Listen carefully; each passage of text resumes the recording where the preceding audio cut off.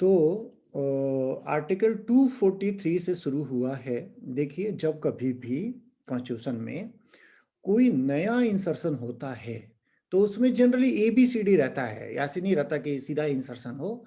जैसे यहाँ पे नहीं है ABCD क्योंकि ये पार्ट पहले था, खाली था तो यहाँ पे आ गया। उसी तरह से एक आर्टिकल 243 भी था, कभी अंडमान निकोबार से रिलेटेड था। तो ये जो था वो आर्टिकल चूंकि डिलीट कर दिया गया, तो डिलीट कर दिया गया तो उसके जगह में आर्टिकल 243 आ गया। लेकिन 243 के बाद जगह था नहीं, तो उसके बाद आपको ABCD करके ही दिखेगा, जो आपको पता है कि O तक जाएगा। अब आते हैं हम लोग आर्टिकल, हम लोग हैं कहाँ पे, पार्ट 9। टॉपिक क्या है, पंचायत। आर्टिकल कहाँ से शुरू, 243 से। तो पहला में क्या है, डेफिनेशंस है। इस डेफिनेशन में ऐसा नहीं है कि आपको कुछ समझ में नहीं आएगा, सब समझ में आएगा। इसमें सबसे इंपॉर्टेंट है ग्राम सभा। ग्राम सभा एक क्वेश्चन ज्यादा पूछता है। ग्राम सभा क्या है? ग्राम सभा जितने लोग वोटर लिस्ट में हैं विलेज का, उनको हम लोग बोलते हैं एक ग्राम सभा। ठीक, जितने भी वोटर लिस्ट में हैं वो सब ग्राम सभा में है। आगे बढ़ते हम लोग। डिस्ट्रिक्ट मतलब डिस्ट्रिक्ट पता है। चलिए एक स्टेट बना के देखते हैं हम लोग। ये स्टेट है तो स्टेट में डिस्ट्रिक्ट्स होंगे। तो डिस्ट्रिक्ट में ये डिस्ट्रिक्ट जो है ये टॉप लेवल हो गया। ये पंचायत क्या है, 3 टायर है, तो ये जो हो गया ये टॉप टायर हो गया। इस टॉप टायर में कुछ गांवों को मिला करके, कुछ गांवों को मिला करके एक यूनिट और बनेगा एक डिस्ट्रिक्ट के अंदर में। ये टॉप से सेकंड टायर है। तो ये सेकंड टायर जो है वो सबसे टॉप टायर, इसका नाम हो जाता है जिला परिषद। जिला परिषद। उसके बाद जो सेकंड है, इंटरमीडिएट लेवल बोलते हैं, इसको बोलते हैं पंचायत समिति।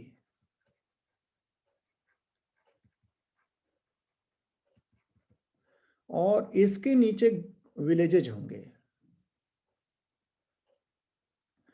जो हो जाएगा ग्राम पंचायत।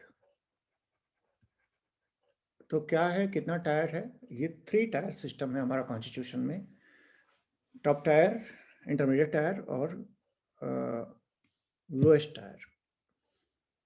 ग्राम पंचायत और एक हम क्या बताएं, ग्राम सभा। ग्राम सभा केवल वोटर्स है, बस वोटर्स। तो ग्राम सभा को पावर क्या होगा ये स्टेट गवर्नमेंट डिसाइड करती है, और वैसे तो इलेक्टर्स तो हैं ही हैं। तो डिस्ट्रिक्ट मतलब डिस्ट्रिक्ट, ग्राम सभा मतलब जो वोटर्स है वो। इंटरमीडिएट लेवल, तो इंटरमीडिएट लेवल जो होता है वो इंटरमीडिएट लेवल स्टेट गवर्नमेंट जो है वो नोटिफिकेशन, मतलब गवर्नर मतलब सरकार, गवर्नर जो है नोटिफिकेशन निकाल करके वो डिक्लेयर करती है कि ये लेवल जो है वो इंटरमीडिएट लेवल है, जनरल ब्लॉक लेवल पे होता है। पंचायत, ये पूरा सिस्टम को ही बोलते हैं पंचायत। पंचायत एरिया मतलब जो एरिया में पंचायत बनाया जाएगा वो पंचायत एरिया।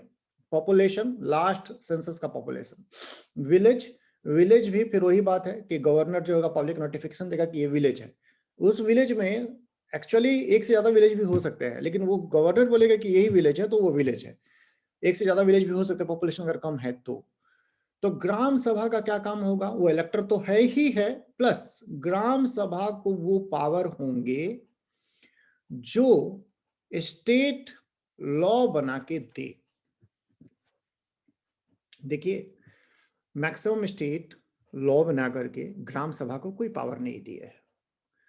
दिस इज, इसको पढ़ते पढ़ते एक बात और भी हम बोलते चले जाएंगे कि कुछ बातें हैं वो कंपलसरी है, स्टेट को करनी ही पड़ेगी, और कुछ बातें जो है वो वॉलेंटरी है, वो स्टेट गवर्नमेंट करे, स्टेट लेजिस्लेचर बोलेंगे, वो चाहे करे या नहीं करे उसका अपना मर्जी है। तो ग्राम सभा को पावर दे भी सकती है, ग्राम सभा को पावर नहीं भी दे सकती है। लेकिन पेशा एरिया में ग्राम सभा को पावर दिया जाता है। पेशा, जहां भी पेशा है, पेशा के बारे में बाद में बात करेंगे। अगला बात करते हैं। तो बात ये था कि ये तीनों टायर में, थोड़ा थोड़ा उससे पहले बोल रहा है, ये तीनों टायर में जो इलेक्शन होगा that election will be direct. यानी कि जो सीट्स होंगे, अब ग्राम पंचायत में सोचिए कि ग्राम पंचायत में सोचिए 30 सीट्स, तो ये 30 सीट्स का जो इलेक्शन होगा, वो इलेक्शन जो होगा वो डायरेक्ट होगा। अब एक पंचायत समिति के अंदर में ग्राम पंचायत 5 है, हो ही सकता है, तो यहाँ पे तो 150 लोग चुने गए, लेकिन यहाँ पे हो सकता है 50 सीट्स ही हो पंचायत समिति में, तो ये 50 के लिए भी डायरेक्ट इलेक्शन ही होगा। कौन चुनेगा वो बात करेंगे। अब हो सकता है जिला परिषद हो, जिला परिषद में हो सकता है कि 70% हो, और एक जिला परिषद में भी वही सोचिए 6 समितियां हो, तो 300 है, लेकिन यहाँ पे 70 सीट्स है। कौन चुनेगा? डायरेक्ट इलेक्शन होगा। तो आप लोग बताइए कि जो डायरेक्ट इलेक्शन में जो लोग वोटर्स होंगे, उन वोटर्स को एज अ ग्रुप क्या बोलेंगे, जो जिला परिषद में वोट करेंगे?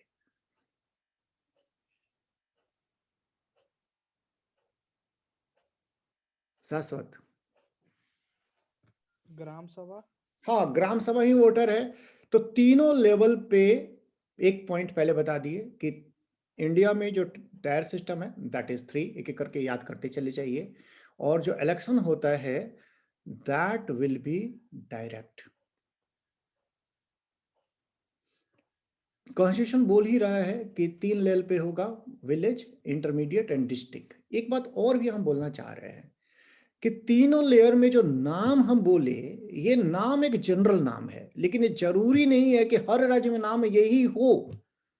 अलग अलग राज्य में, इसके लिए आप लक्ष्मीकांत का हेल्प ले लीजिएगा, हम उतना आप लोगों को बोझिल नहीं करना चाह रहे हैं कि अलग वो रेफरेंस मटेरियल आप देख लीजिएगा कि अलग अलग स्टेट में जो नाम दिए, हो सकता है इंटरमीडिएट लेवल का काम ही नाम पंचायत समिति है, तो कहीं कुछ और नाम भी है। तो ये नाम जो होगा वो डिफर करेगा। स्टेट गवर्नमेंट तो एक विलेज लेवल पे होता है, हम इतना केवल बोल रहे हैं अभी फिलहाल, एक इंटरमीडिएट लेवल पे होता है, एक डिस्ट्रिक्ट लेवल पे होता है, बट नाम जो होते हैं इन जनरल होते हैं ग्राम पंचायत और पंचायत समिति और जिला परिषद, बट ये जरूरी नहीं है। अच्छा, जहां जिस राज्य में 20 लाख से कम पॉपुलेशन है, उस राज्य में इंटरमीडिएट लेवल पर पंचायत बनाना जरूरी नहीं होगा। यानी कि 20 लाख से अगर क्रॉस है पॉपुलेशन, तो कॉन्स्टिट्यूशन मैंडेटरी, हम बता रहे थे कोई मैंडेटरी प्रोविजंस है, तो मैंडेटरीली बनाना पड़ेगा 3 लेयर। और अगर 20 लाख से कम है या 20 लाख तक है, तो फिर इंटरमीडिएट लेवल नहीं भी बना सकते हैं, फिर हो गया ऑप्शनल प्रोविजन। ज्यादा है तो बनाना ही पड़ेगा, कम है तो बनाइए मत बनाइए। आगे बढ़ते हैं।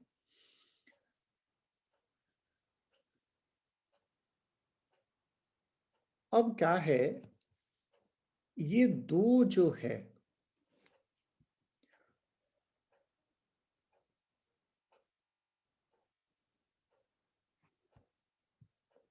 ये दो जो प्रोविजन हैं, ये प्रोविजन जो लोग पार्लियामेंट पढ़ चुके हैं वो बहुत आसानी से समझ जाएंगे, या जो स्टेट्स पढ़े वो लोग भी समझ जाएंगे। बाकी लोगों को थोड़ा सा सोचना पड़ेगा। बोल ये रहा है ना कि जिस भी लेयर पे आप दे रहे हैं सीट्स, हम एक एजम्पशन पे सब कुछ चल रहा है। ये जो है ये एक पॉपुलेशन है, यहाँ पे ये पॉपुलेशन क्या है, ग्राम पंचायत का है। यहाँ पर कितने लोग हैं मान लीजिए, हम कल कन्वीनियंस के लिए बोले 30,000 है। 30,000 में ग्राम पंचायत में आप 30 सीट दिए, तो रेशियो जो है यानी 1,000 पर 1, वो रेशियो पूरा स्टेट में सेम रखने का कोशिश किया जाएगा। जब इसका डिलिमिटेशन होगा तो कोशिश किया जाएगा कि यहां भी अगर सोचिए यहां पर एक ग्राम पंचायत का 10,000 ही है पॉपुलेशन, तो 10 सीट दिया जाए। ये एक रेशियो का मेंटेनेंस किया हुआ है। ये अक्रॉस डिस्ट्रिक्ट्स, और एक डिस्ट्रिक्ट के अंदर में भी इस तरह का व्यवस्था किया जाएगा कि पॉपुलेशन का और सीट का जो रेशियो हो वो बराबर हो। पार्लियामेंट में आप लोग को पढ़ाए हैं, स्टेट में पढ़ाए हैं, तो वो एक जनरल लैंग्वेज में हम आपको बात कर लिया है। आगे बढ़ते हैं। अब क्या है कि डायरेक्ट इलेक्शन तो होगा।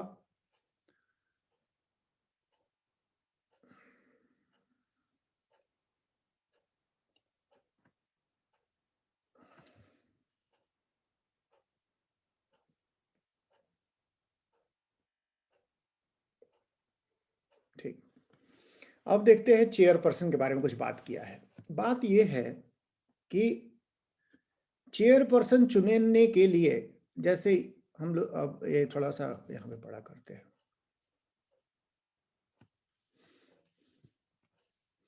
एक डिस्ट्रिक्ट बनाते हैं, सिंपल एक डिस्ट्रिक्ट है ये। एक डिस्ट्रिक्ट में ये समितियां हैं, ये समितियां, और समिति के अंदर में फिर होंगे ग्राम पंचायत, इस तरह से। तो ग्राम पंचायत को लोग चुन दिए, इसका चेयरपर्सन कैसे चुना जाएगा वो स्टेट लॉ बना करके डिसाइड करेगी कि वो उसका चेयरपर्सन कैसे चुना जाएगा। अब समिति, इसका तो हेडक्वार्टर तो यहाँ पे है। अब सोचिए समिति का हम हेडक्वार्टर जैसा कुछ बना रहे हैं समझाने के लिए कि यहाँ पे ये पूरा का पूरा समिति, ये जो पूरा समिति है, इस समिति का हेडक्वार्टर यहाँ पे है। तो यहाँ पर भी तो लोग चुन दिए ना समिति को। इस समिति का जो इस समिति में इसके जो चेयरपर्सन होंगे, मतलब ग्राम पंचायतों के चेयरपर्सन उनका समिति में रिप्रेजेंटेशन, और समिति के चेयरपर्सन का जिला परिषद में रिप्रेजेंटेशन के लिए भी सरकार जो है, मतलब स्टेट लेजिस्लेचर कानून बनाएगी। कहने का मतलब लोअर लेवल पे जो चेयरपर्सन है वो ऊपर लेयर में का जो समिति है उसमें रिप्रेजेंटेशन कैसे होगा, इसके लिए वो कानून बनाएगी, यानी रिप्रेजेंट करवाएगी। इसका नीचे में अगर कोई चेयरपर्सन चुना गया है तो ऊपर में वो रिप्रेजेंटेड हो सकता है समिति में भी। तो चेयर समझिएगा जो लिखा हुआ है, लेजिस्लेचर ऑफ स्टेट। अच्छा ये वाला पढ़ दे पहले। All seats in the panchayat shall be filled by person chosen bye direct election. यहाँ पे हमारा मेन बात है direct election from the territorial constituencies of panchayat area. बात कर ली है, ये डायरेक्ट इलेक्शन इसमें इंपॉर्टेंट था, बाकी रेशियो वाला बात हम बता चुके हैं। आगे देखते हैं। लेजिस्लेचर ऑफ स्टेट में by law provide for representation of chairperson of panchayat at village level. Village level में जो चेयरपर्सन है उसका पंचायत एट इंटरमीडिएट लेवल। अगर इंटरमीडिएट लेवल है ही नहीं तो आप लोग बताइए, इंटरमीडिएट लेवल क्या नहीं भी हो सकता है? हाथ उठाइएगा। ये भी तो हो सकता है कि किसी स्टेट में 2 ही लेवल हो, सीधा ए और एक डिस्ट्रिक्ट लेवल। इसका मतलब कुछ लोग पॉइंट मिस कर रहे हैं।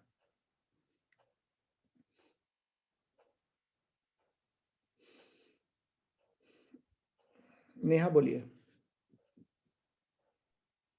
हाँ सर, हो सकता है 20 लाख से जहाँ कम पॉपुलेशन होगा वहाँ। जहां से 20 लाख से कम पॉपुलेशन हुआ वहां तो इंटरमीडिएट लेवल नहीं भी हो सकता है। तो अगर वो नहीं है तो फिर ग्राम पंचायत वालों का जिला परिषद में रिप्रेजेंटेशन के लिए वो लॉ बनाया जा सकता है। ठीक, फिर चेयरपर्सन ऑफ इंटरमीडिएट लेवल, उसका डिस्ट्रिक्ट लेवल में रिप्रेजेंटेशन। दूसरी बात और भी है, ठीक, थोड़ा सा डिटेल में पढ़ा रहे हैं, पैसेंस रख के पढ़िएगा। और ये बता ही दिए, अगर बाई चांस दिक्कत होगा तो आप लक्ष्मीकांत में चल जाइएगा, तो आपको काफ़ी आसान लगेगा वो। लेकिन हम चाहते पढ़ते समय थोड़ा टफ ही पढ़ा जाए। खैर एनीवे, आगे बढ़ते हैं हम लोग। तो अब क्या है कि आपको पता है कि ये अगर डिस्ट्रिक्ट है तो इस डिस्ट्रिक्ट में हम आपसे लोग से क्वेश्चन पूछ रहे हैं, इस डिस्ट्रिक्ट में क्या लोग, डिस्ट्रिक्ट से लोग हो सकते हैं जो चुने गए हों, किसी और तरीका से चुने गए हों? क्या इस डिस्ट्रिक्ट में ऐसे लोग हो सकते हैं जो किसी और तरीका से चुने गए हों, जो इस डिस्ट्रिक्ट के हो सकते हों?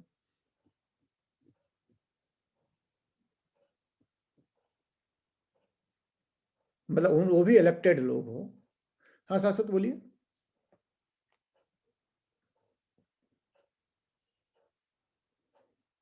सर नहीं हो सकता क्योंकि डायरेक्ट इलेक्शन से हो जाना था, तो मतलब नहीं हम वो नहीं किसी बोल की रहे वजह हैं, से किसी कैंसिल। और तरह का इलेक्शन में, किसी और तरह का अमर हाँ सर, हो सकते हैं। कौन लोग हो सकते हैं? सर ये जो चुन के जो आए हैं, ये लोग इनडायरेक्ट रूप से किसी को चुन सकते हैं। नहीं वो हम नहीं पूछ रहे। पूजा सर लेजिस्लेटिव असेंबली से हो सकते हैं। हाँ देखिए, एमपी हो सकता है यहाँ का, हो सकता है ना कि एमपी जो है वो एमपी, अब इसमें एक एमपी होगा ना, इस एरिया का एक एमपी, इस एरिया का एक एमपी होगा, और वो हो सकता है इसी डिस्ट्रिक्ट का वोटर हो सकता है 2 डिस्ट्रिक्ट मिलाकर के एक एमपी हो, लेकिन वो इस डिस्ट्रिक्ट कहीं रहने वाला हो सकता है एमपी। अच्छा, अब क्वेश्चन का ये पकड़ा दिए, और कौन कौन हो सकते हैं हाथ उठाइएगा, अब जिसको क्लिक कर रहा है।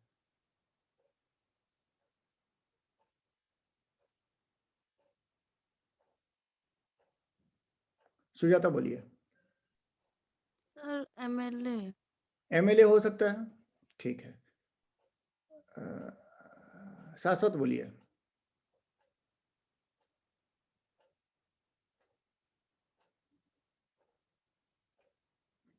अनिमेश बोलिए। एमएलसी। एमएलसी भी हो सकता है।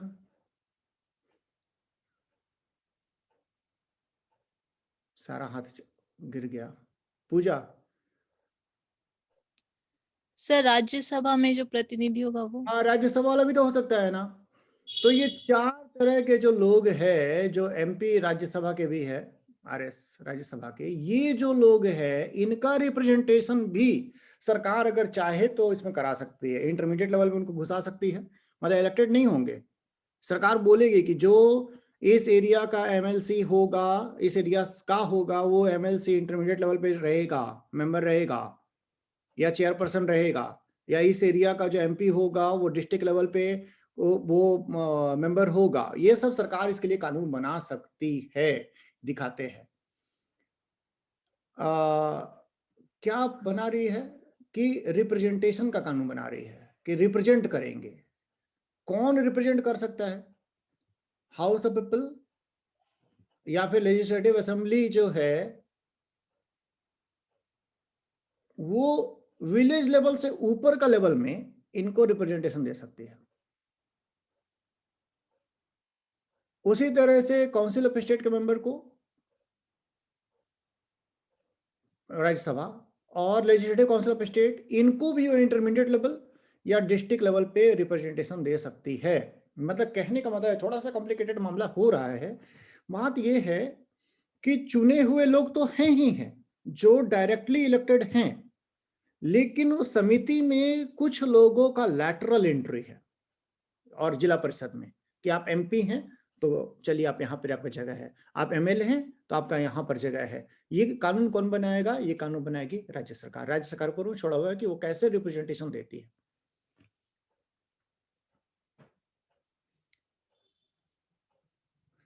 और जो लोग, जो भी चेयरपर्सन होगा, कानून बनाएगी सरकार कि चेयरपर्सन कैसे चुना जाएगा। अगर वो डायरेक्टली इलेक्टेड नहीं भी है तो उसको उसमें वोटिंग का राइट होगा।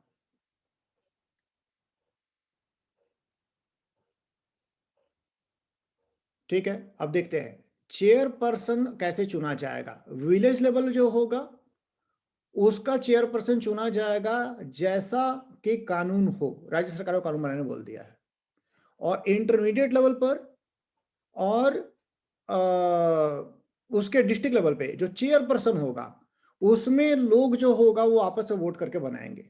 यानी कि अगर यहाँ पे हमारा जो विलेज लेवल है, यहाँ पर कैसे चुना जाएगा उसके लिए सरकार कानून बनाएगी। यहाँ का चेयरपर्सन की बात कर रहा है, बाकी तो डायरेक्ट इलेक्शन है, कैसे वो सरकार कानून बनाएगी।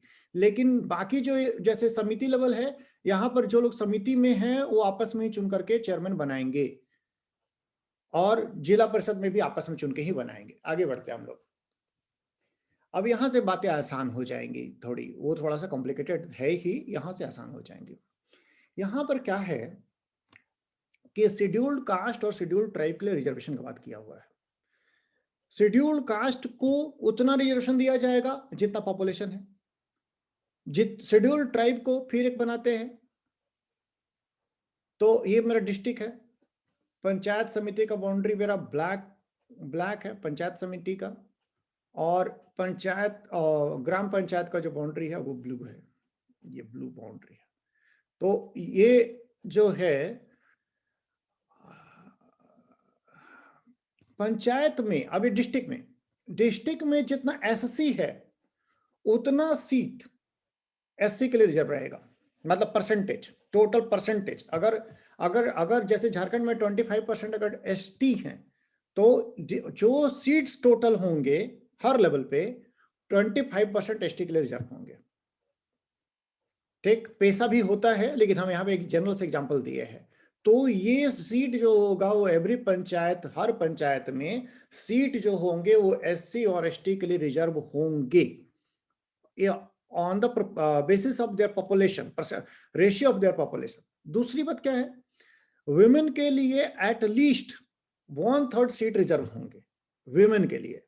लेकिन अब यहाँ पर एक बात, थोड़ा सा किसी को समझने में प्रॉब्लम हो सकता है, लेकिन ये दोनों ही शर्त फुलफिल होने चाहिए। कहने का मतलब है कि एससी एसटी को अगर आप 25% सीट दिए, हम मान लेते हैं कि 25% इज 30, 25% इज 30, यानी कि 120 सीट है टोटल एक लेयर पे, किसी लेयर पे। तो ये अगर एसटी का सीट है, एसटी का तो 30 सीट निकल के आया, तो इस 30 में 10 जो होंगी वो विमेन होंगी।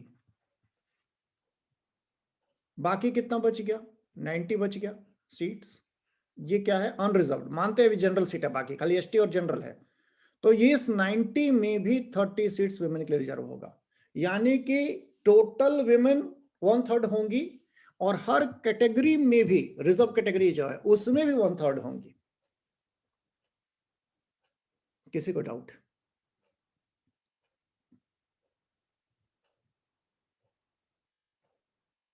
हाँ निमेश बोलिए। एक बार फिर से सर। मतलब कि सोचिए कि ग्राम पंचायत कहीं बात करते हैं, डिस्ट्रिक्ट में जो टोटल पॉपुलेशन है एसटी का, एससी का आ जाते हैं, एससी का जो टोटल पॉपुलेशन है वो 20% है। मान लेते हैं कि ग्राम पंचायत में जो टोटल नंबर ऑफ सीट है वो है 100, तो 100 में 20 सीट्स तो निकल के चला गया एससी को। मान लेते हैं यहाँ पे एसटी का भी पॉपुलेशन है, दैट इज 10%, तो 10% सीट एसटी को निकल के चला गया। बाकी बच गए जनरल सीट। बोल ये रहा है कि इस 100 में जो रिजर्वेशन होगा 33 शैल बी वुमेन। तो 33 वुमेन का मतलब ये नहीं हो गया कि आप इस 70 से 33 निकाल दीजिए ना, आपको हर कैटेगरी का 33% निकालना पड़ेगा वुमेन के लिए। यानी यहां पर करीब करीब 3 सीट, यहां पर करीब करीब 7 सीट, और यहां पर 21 सीट्स। तो इस तरह से ओवरऑल भी फुलफिल हो जाएगा 33%, और कोटा वाइज भी फुलफिल हो जाएगा 33%। तो इसके लिए कौन सा जगह का सीट रिजर्व रहेगा वो स्टेट गवर्नमेंट के हाथ में है कि कौन सा सीट। देखिए अब कैसे रिजर्वेशन कैसे निकलेगा, उसमें कुछ सीट होगा जनरल, कुछ सीट होगा जनरल फीमेल, कुछ सीट होगा एससी, कुछ सीट होगा एससी फीमेल, और इस तरह से reserve for SC female, ST female के अलग सीट होंगे, और ये रोटेशन में होंगे। एक बार इलेक्शन होगा तो अगला बार वो सीट अनरिजर्व हो जाएगा, और कोई दूसरा सीट जो होगा वो रिजर्व सीट हो जाएगा, जैसा कि लोकसभा और असेंबली इलेक्शन में भी होता है। तो आपको बता दिए, आपको मेन बात क्या याद रखना है? मेन बात ये याद रखना है कि एससी और एसटी को पॉपुलेशन के रेशियो में सीट्स मिलते हैं, और विमेन को एट लीस्ट 1/3 रिजर्वेशन मिलता है। एट लीस्ट का मतलब ये हो गया कि राज्य सरकारें उस रिजर्वेशन को बढ़ा भी सकती है। बिहार में 50% रिजर्वेशन है, और हमको लगता है झारखंड में भी 50% रिजर्वेशन है, जहां तक हमको खबर है। आप लोग भी पढ़ रहे हैं, आप लोग को पता होगा। हाँ शाश्वत? सर रिजर्व सीट्स जो होता है वो रोटेट होते रहता है, हाँ, रोटेट होगा। तो मतलब SC ST के लिए जो रिजर्व्ड है, मतलब मेल कैंडिडेट के लिए वो भी सब रोटेट होते रहता है। हाँ, सारा सीट ही रिजर्व सीट रोटेशन में ही होता है। मतलब ऐसा नहीं कि एक जगह से हमेशा के लिए एससी को ही चुन रहे हैं, ऐसा नहीं होगा।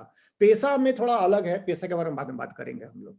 तो ये जो है हम जैसा बताया, बिहार में, उड़ीसा में, ये सब जगह में 50% रिजर्वेशन दिया गया विमेन को, तो वो तो सरकार के स्टेट लेजिस्लेचर के हाथ में है। तो प्रोबेबली आप लोग ये समझ गए होंगे। अब दूसरा बात और भी उठता है, अब क्वेश्चन और भी उठेंगे। क्वेश्चन ये उठेंगे कि ठीक है, विमेन को सीट आप तो दे दिए, तो विमेन को आप सीट दे दिए, 1/3 सीट भी दे दिए या 50% सीट दे दिए। आप SC ST को भी सीट दे दिए, चलिए SC का लेते हैं कि SC को आप 20% SC को सीट दे दिए। लेकिन बात उठता है कि आखिरकार इसका चेयरपर्सन जो होगा उसका क्या? मान लीजिए 5 के 5 जनरल और मेल हो गए, ये भी तो हो सकता है। तो ग्रास रूट डेमोक्रेसी में सोशल जस्टिस उसका एक पार्ट है। तो इसमें क्या होगा, सरकार फिर ये भी लॉ बनाएगी कि चेयरपर्सन जो होगा, वो चेयरपर्सन का रिजर्वेशन कैसे होगा। यानी कि हो सकता है कि इस ग्राम पंचायत को विमेन SC के लिए रिजर्व कर दिया जाए, इस ग्राम पंचायत को विमेन जनरल के लिए रिजर्व कर दिया जाए, और इस ग्राम पंचायत को बिल्कुल जनरल कर दिया जाए। इस तरह से चेयरपर्सन का सीट में भी सरकार कैसे रिजर्वेशन होगा, रिप्रेजेंटेशन, बल्कि उसके लिए कानून बनाएगी। The offices of chairperson in panchayat at village और any other level shall be reserved for schedule caste, schedule tribes women in such a manner that legislature of state में बाय लॉ प्रोवाइड। मतलब केवल और केवल सीट का reservation नहीं है, वो चेयरपर्सन का भी रिजर्वेशन है। और वो चेयरपर्सन का जो भी रिजर्वेशन होगा, वो रिजर्वेशन पॉपुलेशन के हिसाब से ही होना चाहिए। मतलब ऐसा नहीं है कि विमेन अगर 1/3 अगर रिप्रेजेंटेड हैं, तो वो चेयरपर्सन में भी 1/3 रिप्रेजेंटेड होंगी। अगर 50% रिप्रेजेंटेड हैं तो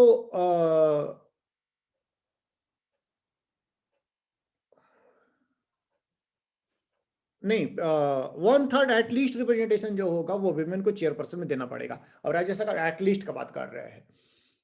और रोटेशन हम बता ही दिए कि रोटेशन सिस्टम चलता है। तो ये बात ये है कि ये आखिरकार कब तक चलेगा, ये रिजर्वेशन SC ST का रिजर्वेशन। आप लोग बताइए, SC ST का रिजर्वेशन कब तक चलेगा एज पर कॉन्स्टिट्यूशन?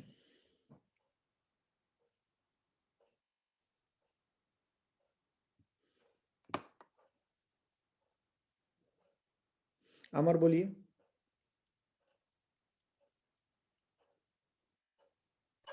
सर संविधान में तो 10 साल के लिए ये प्रावधान दिया गया था सर।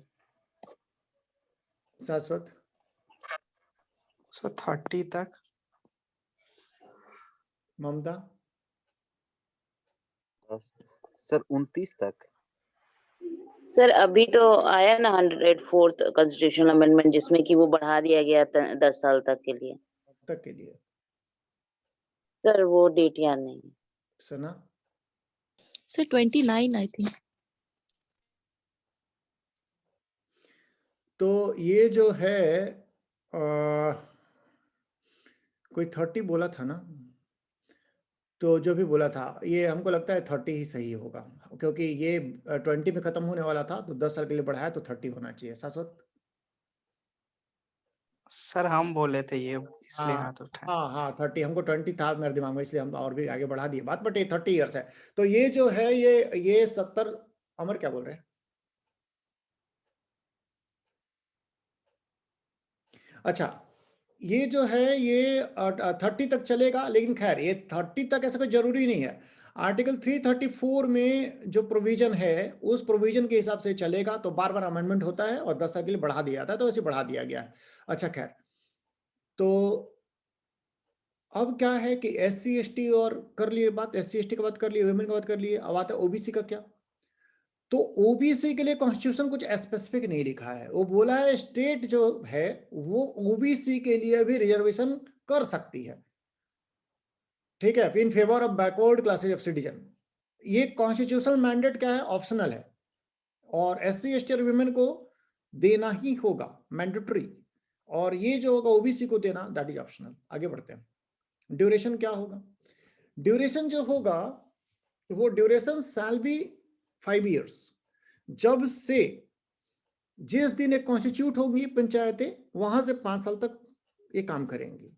क्या उससे पहले डिजॉल्व हो सकती हैं? हाँ, हो सकती है। उसके लिए स्टेट लॉ होंगे कि उनको किस कंडीशन में डिजॉल्व किया जा सकता है। अगर वो पूरा टर्म पूरा करती हैं, 5 साल तक पूरा कर रही हैं, अगर ये 5 साल पूरा कर रही हैं, तो फिर 5 साल कंप्लीट होने से पहले इलेक्शन करा लिया जाएगा नेक्स्ट पंचायत के लिए। और अगर ये 5 years नहीं पूरा कर रही है, किसी कारण से डिजॉल्व हो जाती है, स्टेट लॉ के किसी स्टेट लॉ को कोट कर डिजॉल्व कर दिया जाता है, तो डिजॉल्व होने के 6 महीने के अंदर में इलेक्शन कराना पड़ेगा। ये सब मैंडेटरी प्रोविजन है। मतलब कि राज्य सरकार को पहले क्या था ना कि राज्य सरकारें डिजॉल्व कर देती थी और उसके बाद कॉन्स्टिट्यूट भी नहीं करती थी, मतलब मन मर्जी पे था। अब बोला है ना, आपको बनाना भी पड़ेगा, 5 साल काम करने भी देना पड़ेगा, और अगर डिजॉल्व कर देते हैं तो 6 मंथ का इलेक्शन कराइए। लेकिन अगर आप 4.5 साल बाद डिजॉल्व करते हैं किसी कारण से, यानी कि वो 6 मंथ ही और काम करती, तो फिर आपको इलेक्शन कराना जरूरी नहीं होगा।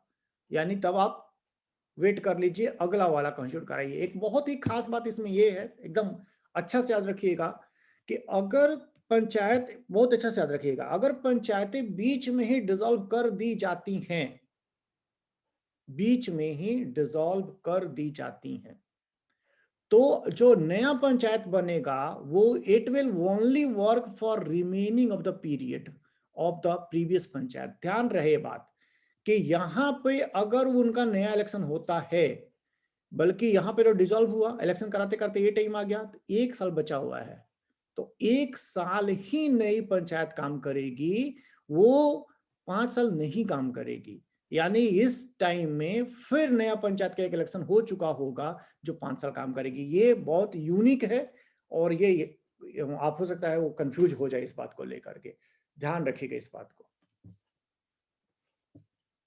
अब बात ये उठता है कि डिस्क्वालीफाई कैसे होंगे।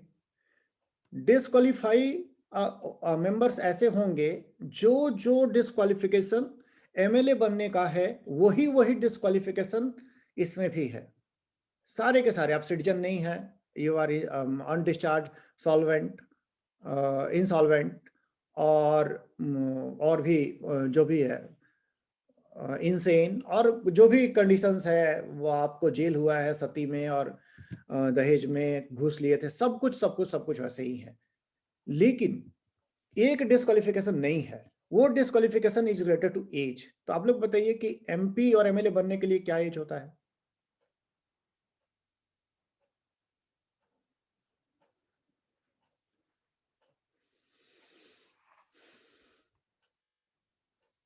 आतुफा बोलिए। एमएलए के लिए 25 years। अच्छा, एक क्वेश्चन आकांक्षा से पूछते हैं। आकांक्षा, एमएलए, ये एमपी के लिए बोली कि एमएलए के लिए बोली? एमएलए के लिए बोली ना। एमपी के लिए क्या होगा आकांक्षा एज?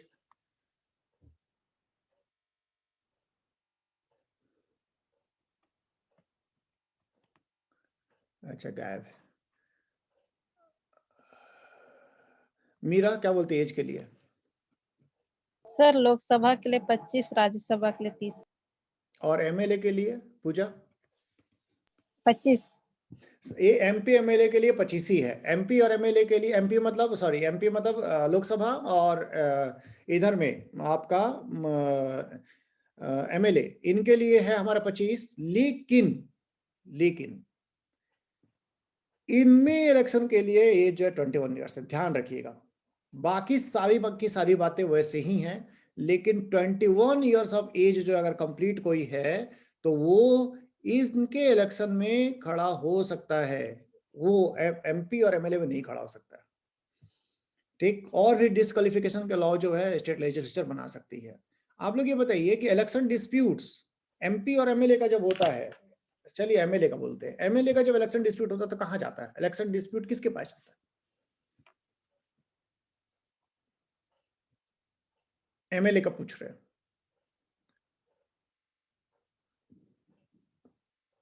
पूजा?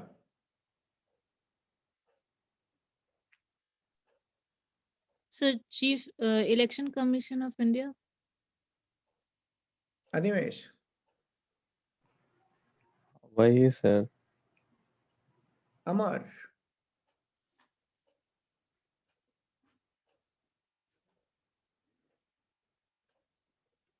सुजाता, सर एमएलए ना पूछ रहे हैं हाँ स्टेट का ना, हाँ, तो जुडिशरी मतलब high court. Meera, high court.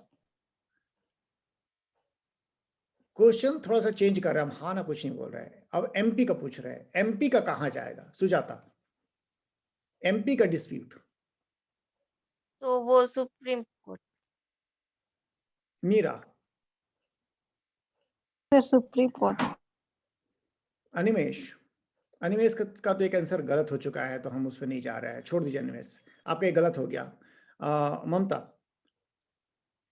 Sir वो जिस स्टेट से वो जिस वहां से वहीं का हाई कोर्ट में जाएगा। देखिए, एमपी का भी। हाँ ठीक है, देखिए ध्यान रखिएगा, इलेक्शन डिस्प्यूट्स चाहे एमपी का हो, चाहे एमएलए का हो, चाहे एमएलसी का हो, चाहे राज्यसभा का हो, ये डिस्प्यूट जाएंगे तो हाई कोर्ट में ही।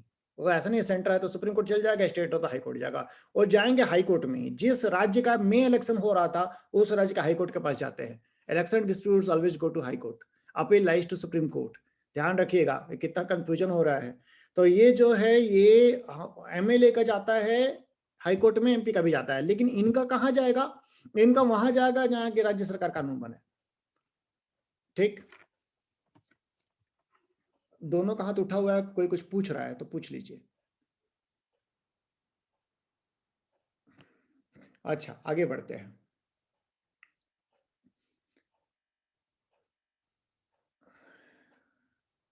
अब पंचायत जो होंगे वो काम क्या करेंगे? तो स्टेट लेजिस्लेचर उनको पावर देगी। कौन क्या काम करेगा? ग्राम पंचायत क्या काम करेंगी, पंचायत समितियां क्या काम करेंगी, जिला परिषद क्या काम करेंगे, ताकि वो सेल्फ गवर्नमेंट हो सके। इसके अलावे जो है अपना काम भी उनको दे सकती है कुछ, devolution of powers and responsibility. तो मेन क्या काम है? खास करके preparation of plans of economic development and social justice, दोनों ही काम ये देखते हैं। सोशल जस्टिस तो इसमें छुपा ही हुआ है, अपने आप में जैसे आप रिजर्वेशन देना शुरू किए सोशल जस्टिस शुरू हो गया। इकोनॉमिक डेवलपमेंट का भी प्लानिंग करती है, कैसे हमारे यहाँ पे बेहतर काम हो सके। इसके अलावे कोई प्लान जो सेंट्रल स्कीम है या फिर कोई प्लान है जो स्टेट की स्कीम है, उस स्कीम को लागू करने का भी काम दे सकते हैं। प्लान करने का भी काम देती हैं और इम्प्लीमेंटेशन ऑफ स्कीम का भी काम मिलता है of for economic development and social justice. और जो मैटर 11 शेड्यूल में है वो मैटर भी इनको दिए जा सकते हैं। पंचायत का के पास पैसा कहाँ से आएगा भी क्वेश्चन उठता है। तो फिर लॉ बनाती है स्टेट गवर्नमेंट, बोल सकती है पंचायत को कि वो टैक्स लगाएंगे, कलेक्ट करेंगे और रखेंगे टैक्स, ड्यूटी, टॉल, ये सब कलेक्ट करने का फी, इसके लिए लॉ बना करके देती है। अब कई जगह में जाते हैं हम, तो थोड़ा ट्रेवलिंग ज्यादा करते हैं, तो कई जगह में वो घेरा हुआ रहता है बल्ली से, तो बल्ली से घेरा हुआ रहता है, उसको नॉर्मल लोग कोई सोच ही सकता है कि अरे तो वसूली चल रहा है। वसूली नहीं चल रहा है, वहां पर वो फी भी आपको काट के देगा। तो ये सब कहाँ से वो पावर मिल रहा है? स्टेट गवर्नमेंट पावर देती है कि आप कीजिए, टैक्स कलेक्ट कीजिए। इसके अलावा जो स्टेट को टैक्स खुद मिल रहा है, खुद जो ले रही है, उसमें भी हिस्सा वो दे सकती है पंचायत को, जो खुद टैक्स कलेक्ट कर रही है। इसके अलावा पंचायत को कुछ ग्रांट इन एड भी दे सकती है, कुछ अलग से पैसा दे सकती है from consolidated fund of state. और इसके अलावा वो पंचायत का कामकाज के लिए फंड भी क्रिएट कर सकती है, जिसमें कि पैसे जाएंगे और जहां से पैसा निकलेगा। ठीक, तो ये सारे के सारे काम जो है वो स्टेट गवर्नमेंट लॉ बना करके करती है। आगे बढ़ते हैं। तो ये सारे के सारे काम लॉ जो बनाए जाएंगे, किसके रिकमेंडेशन में बनाए जाएंगे? वो फिनांस कमीशन स्टेट हर 5 साल में फिनांस कमीशन बनाता है। फिनांस कमीशन के रिकमेंडेशन पे ये जो भी हम बोले कि क्या टैक्स कलेक्ट करने दिया जाए, क्या टैक्स का पैसा उनको दिया जाए, क्या ग्रांट इन एड दिया जाए, उसके लिए स्टेट गवर्नमेंट खुद स्टेट फिनांस कमीशन बनाती है। स्टेट फिनांस कमीशन का कंपोजिशन क्या होगा वो वहां के लेजिस्लेचर जो है वो तय करती है, ठीक। और हर 5 साल में वो एक बनाना पड़ता है स्टेट फिनांस कमीशन, जैसे सेंटर में बनाना पड़ता है वैसे ही बनाना पड़ता है। और अगर मान लीजिए कि किसी राज्य में पहले से ही 92 के पहले से ही पंचायत चल रहा था, तो खैर इस केस में फिलहाल बोला गया है कि जब जिस दिन लागू हुआ 93 में लागू हुआ, तो लागू होने के 1 साल के अंदर में पहला फिनांस कमीशन बना देना था, और उसके बाद हर 5 साल में 1 साल के अंदर में पहला फिनांस कमीशन बनना था। तो फिनांस कमीशन बता ही दिए कि 1 साल के अंदर में 92 का एक्ट का 1 साल के अंदर में और हर 5 साल में। तो क्या रिकमेंडेशन करती है कि कैसे स्टेट और पंचायत में टैक्सों का और का सब का बंटवारा हो, कौन सा टैक्स उनको कलेक्ट करने दिया जाए, ग्रांट इन एड क्या वहां जो है वो यहाँ पे भी है, और कैसे पंचायत का फिनेंशियल प्रोविजन पोजीशन बेहतर हो, और इसके अलावा गवर्नर जो बोले वो काम कर सकती है। खैर, तो स्टेट के लेजिस्लेचर जो है वो लॉ बनाती है कि कमीशन में कौन कौन लोग शामिल होंगे, उनका क्या क्वालिफिकेशन होगा, ये सब लॉ बनाती है। कमीशन अपना कैसे काम करेगा डिसाइड करता है, और जो कमीशन होगा ये अपना रिपोर्ट, आप लोग बताइए, फिनांस कमीशन जो होता है, फिनांस कमीशन ऑफ इंडिया, ये अपना रिपोर्ट किसको देता है? Finance commission of India.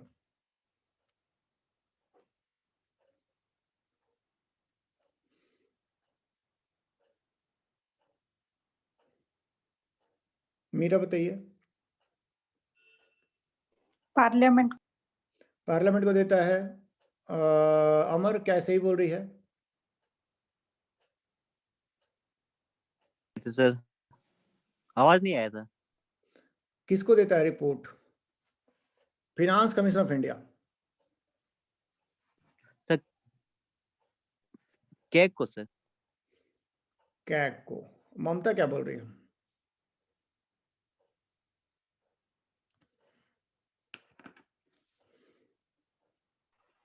Sir ये फिनांस मिनिस्टर को देता है।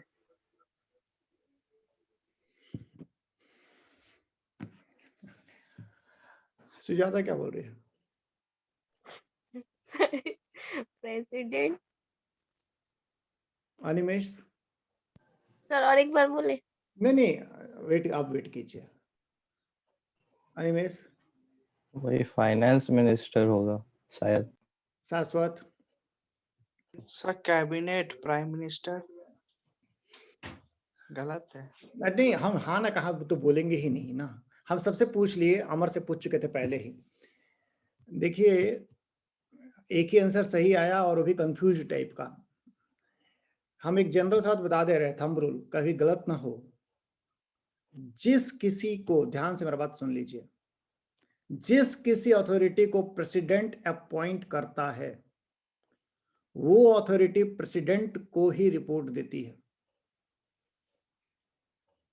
ये बहुत मतलब अजीब टाइप का मिस्टेक हुआ आज आप लोगों से, और एग्जामिनेशन में इस तरह का मिस्टेक होगा तो सुसाइडल हो जाएगा ये। मतलब कोई भी कमीशन हो, कैग हो, फिनांस कमीशन हो, कोई भी जितना आप गिनती कर लीजिए, जितना यूपीएससी हो, सब सारे के सारे अपना जो रिपोर्ट है वो प्रेसिडेंट को ही देते हैं। अब बताइए प्रेसिडेंट उसका क्या करता है?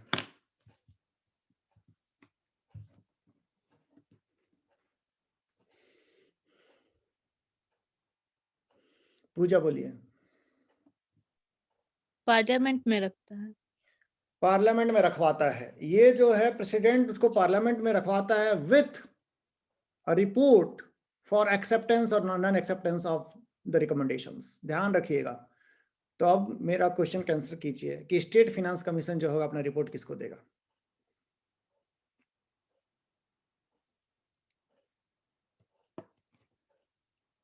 नेहा बोलिए। गवर्नर गवर्नर क्या करवाएगा? वो लेजिस्लेटिव असेंबली में रखवाएगा। पूजा, क्या लेजिस्लेटिव असेंबली और ठीक रहेगा यूज करना? सर सर लेजिस्लेचर में विधानमंडल हाँ, विधानमंडल में रखवाएगा वो। अगर एक हाउस है तो एक हाउस, दो हाउस तो दो हाउस। तो ये जो होगा गवर्नर कमीशन सेल, अच्छा खैर governor,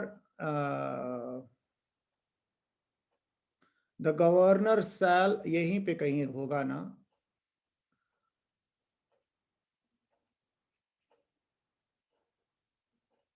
Governor shall cause the every recommendation made by commission under this article with explanatory memorandum legislature per state। बात कर लिया हम लोग। तो ये जो है, ये ममता क्या बोल रही है? अच्छा, तो ये जो है ये गवर्नर जो होगा रखवाएगा। इसके अलावे सेंट्रल फाइनेंस कमीशन भी पंचायतों को कैसे मजबूत किया जाए उसके लिए रिकमेंडेशन देता है, और सेंटर से भी कुछ ग्रांट दिलवाता है पंचायती राज को। वो कभी बाद में बात करेंगे। अब बात यह है कि जब ये काम होगा, मतलब कि आप पंचायत बना दिए, उनको पैसा उनके हाथ में दिलवा दिए, काम करने लगे, तो नेचुरली ऑडिट तो होना ही चाहिए। तो स्टेट गवर्नमेंट का ऑडिट कौन करता है? स्टेट गवर्नमेंट का ऑडिटिंग, स्टेट गवर्नमेंट का अकाउंट का ऑडिटिंग होना चाहिए ना। स्टेट गवर्नमेंट भी तो पैसा खर्च करती है, ऑडिटिंग होना चाहिए, ठीक ठाक किया कि नहीं किया।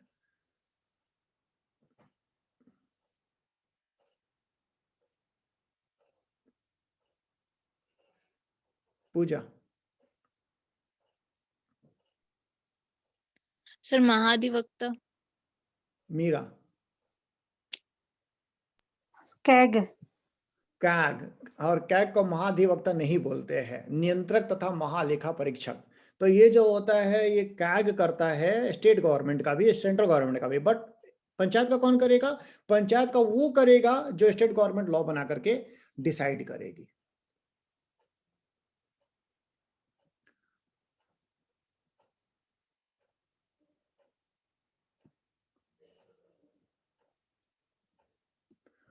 अच्छा, आगे बढ़े हम लोग।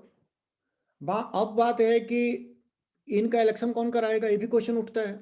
तो आप लोग बताइए कि स्टेट का एमपी और एमएलए का इलेक्शन कौन कराता है? नहीं, सॉरी एमएलए का इलेक्शन कौन करवाता है? वोटर लिस्ट का प्रिपरेशन कराना, इलेक्शन करवाना, इस तरह का सारा काम किसका है? एमएलए का। आतुफा बोलिए। Election commission of India. ठीक है, इलेक्शन कमीशन ऑफ इंडिया कराता है। ध्यान रखिएगा कि ये बहुत इंपॉर्टेंट बात है, कहीं भूलने के चांस ना हो जाए। हर election president, vice president, MP, both Lok Sabha Rajya Sabha, MLC, MLA, ये सारे के सारे इलेक्शन कराता है इलेक्शन कमीशन ऑफ इंडिया। लेकिन इलेक्शन कमीशन ऑफ स्टेट भी होता है, बना कब? 92 के बाद। हर स्टेट में एक इलेक्शन कमीशन ऑफ स्टेट है। इलेक्शन कमीशन ऑफ स्टेट जो होगा वो पंचायत का इलेक्शन कराएगा, इलेक्शन कमीशन ऑफ स्टेट। और उस इलेक्शन कमीशन ऑफ स्टेट में केवल और केवल एक मेंबर होता है, केवल और केवल एक मेंबर। ठीक, ये जो मेंबर होता है उसका अपॉइंटमेंट कौन करेगा? गवर्नर करेगा। एक मेंबर का बॉडी को बोलेंगे इलेक्शन कमीशन ऑफ स्टेट। जैसे इलेक्शन कमीशन ऑफ झारखंड काम क्या कराएगा? पंचायत और म्यूनिसिपैलिटी का इलेक्शन कराएगा। उसको थोड़ा सा ये किए है, उसका जो टर्म ऑफ ऑफिस होगा that will be decided by governor. उसको क्या सैलरी मिलेंगी, जो भी उसके कंडीशंस ऑफ सर्विस होंगे that will be decided by governor. लेकिन एक बार अपॉइंटमेंट हो गया तो उसको हटाया जाएगा उसी तरह ही से जैसे कि हाई कोर्ट के जजेस को हटाया जाता है अपॉइंटमेंट के बाद। और दूसरा बात एक और भी इसमें है प्रोविजंस की, एक बार उसको अपॉइंट करने के बाद उसको जिस कंडीशन पे अपॉइंट किए थे उस कंडीशन को खराब नहीं करेंगे, मतलब डिसएडवांटेज उसका सैलरी फिक्स कर देंगे। तो अपॉइंटमेंट के बाद सैलरी नहीं कम कर सकते, यानी उसको थोड़ा सा इंडिपेंडेंस दिए है। यानी कि एक बार अपॉइंटमेंट हुआ तो फिर वो अपॉइंट होने के बाद उसको हटाना जो होगा वो हाई कोर्ट के जज जैसे ही हटाया जाएगा। तो आप बताइए हाई कोर्ट के जज को कौन हटाता है? आप लोग बताइए।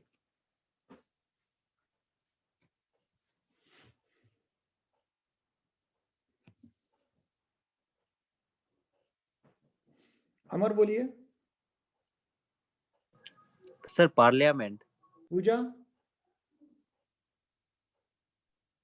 Sir state legislature. Mamata, sir parliament वो इम्पीचमेंट करके। पार्लियामेंट ही हटाते हैं। ध्यान रखिएगा कि चाहे कोई भी जज हो, जज मतलब स्टेट का हाई कोर्ट का हो या फिर सुप्रीम कोर्ट के जजेज हो, सारे जजेस को हटाने का हम पार्लियामेंट का ही, यानी स्टेट इलेक्शन कमीशन एक बार अपॉइंट हो गया तो ये हटेगा और पार्लियामेंट से ऐसे नहीं हटेगा इम्पीचमेंट लगा करके। अच्छा, तो बात बोल दिए, स्टेट इलेक्शन कमीशन कौन करेगा अपॉइंट? गवर्नर करेगा। कौन होगा इसमें? एक होगा state election commissioner. Condition of service, tenure, ये सारे के सारे कौन फिक्स करेगा? गवर्नर। रिमूव कैसे होगा? हाई कोर्ट के जैसे जज को रिमूव किया जाता है। उसके सैलरी जो होंगे shall not be very to his disadvantage. एक बार अपॉइंट हो गया तो उसको स्टाफ वगैरह सरकार दिलाएगी काम करने के लिए। अच्छा, आगे बढ़ते हैं।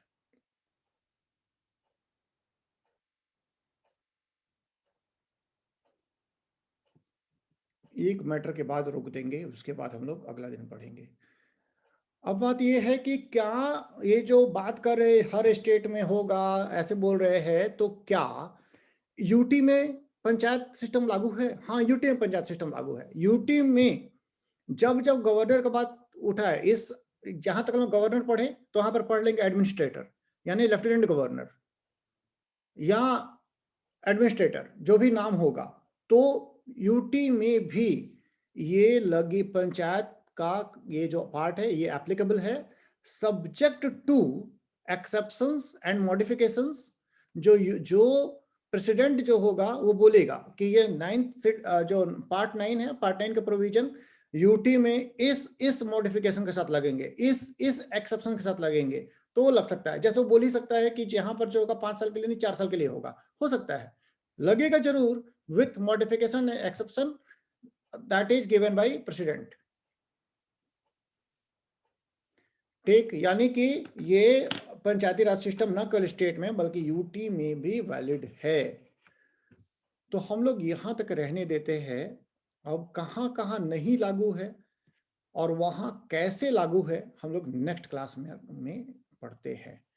कुछ रिवीजन भी नेक्स्ट क्लास में हम लोग कर लेंगे। किसी को कुछ पूछना है?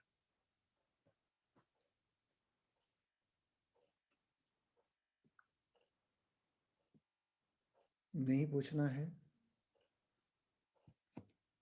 तो फिर क्लोज करते हैं क्लास। हाँ, ये भी बता दें कि कल आप लोग का छुट्टी कर दे रहे हैं, कल पढ़िए घर में। परसों आप लोग का टेस्ट होगा करंट अफेयर्स का, और करंट अफेयर्स के टेस्ट के बाद हम लोग इसी टॉपिक को उठाएंगे, पंचायत से उठाएंगे। करंट अफेयर संडे को नहीं पढ़ेंगे, मंडे से शुरू करेंगे। तो कल पूरा कंप्लीट छुट्टी और परसों टेस्ट प्लस कॉन्स्टिट्यूशन। तो क्लास क्लोज कर रहे हैं। Thank you sir. Thank you sir. Thank you sir. Thank you sir.